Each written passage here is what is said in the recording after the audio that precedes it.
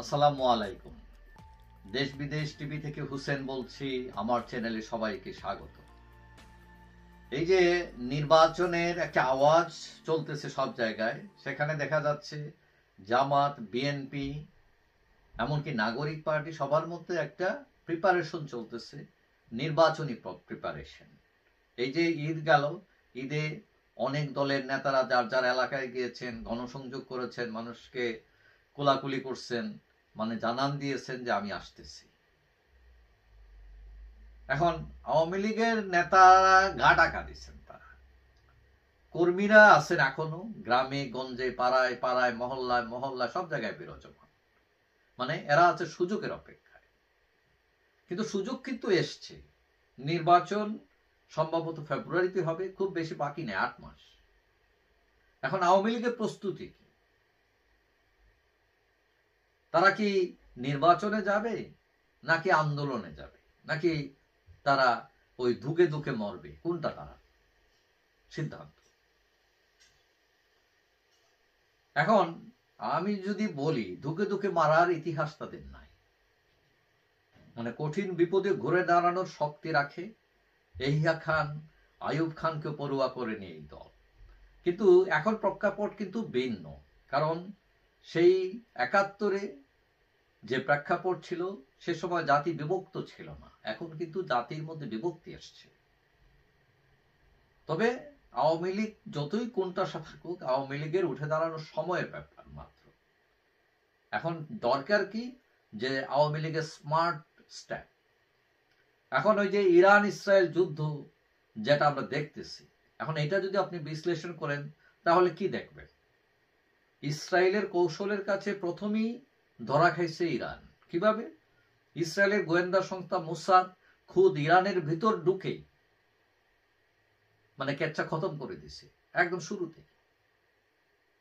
এখন আওয়ামী লীগের সমস্যা হচ্ছে, তার সৈন্য সামন্ত সবই আছে, কোনো অভাব নাই, মৃত্যুকূপে ঝাঁপ দেওয়ার মতো লোকও তার আছে। কিন্তু আওয়ামী লীগের কোনো স্মার্ট স্টেপ নেই। পুরনো বস্তা পচা কথায় ঘুরে ফিরে তারা বলতেছেন নেতারা, নেই কোনো কূটনৈতিক তৎপরতা।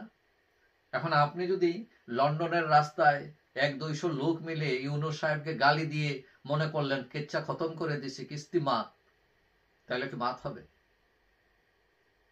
আপনাকে প্রথম দেখতে হবে যে আপনার রাজনীতির ভুল কোথায়।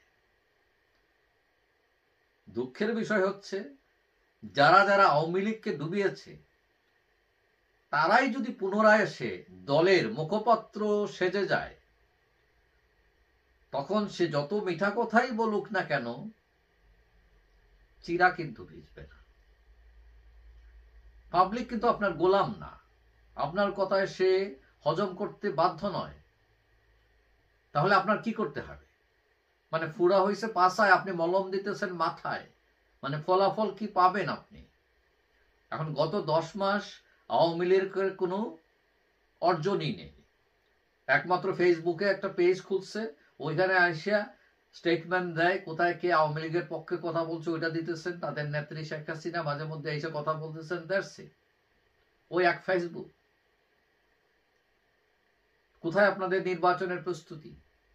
আচ্ছা, নির্বাচনে যেতে চান না, দ্যাটস ফাইন। আন্দোলনের প্রস্তুতি কোথায়?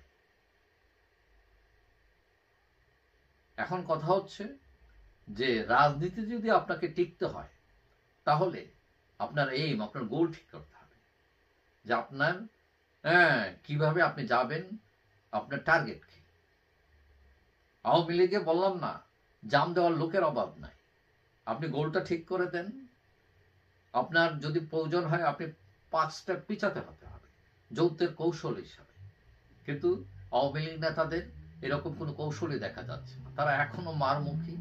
এখনই নিধিরাম সরকার ওই ইরাকের সাদ্দাম হোসেনের মতো, তার পিছনে কেউ আছে কি নাই, গোলাবারুদ আছে কি নাই, উনি কিন্তু আণবিক বোমা ফাটাই ফেলতেছে।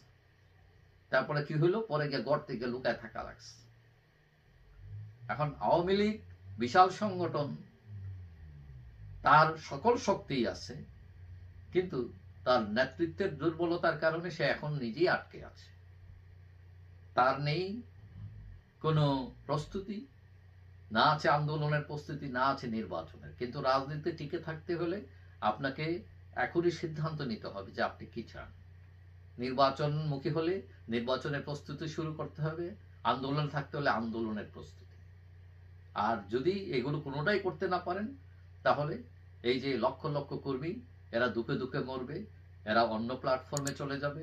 হ্যাঁ, কেউ স্তব্ধ হয়ে যাবে, কেউ রাগ করে অভিমান করে আর বলবে হ্যাঁ গুড বাই।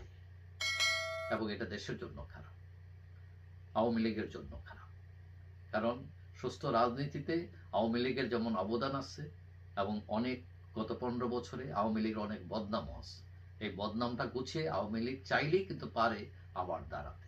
যাই হোক, সবাই ভালো থাকবেন। আশা করি দেখা হবে অন্য কোনো ভিডিওতে ইনশাআল্লাহ। আল্লাহ।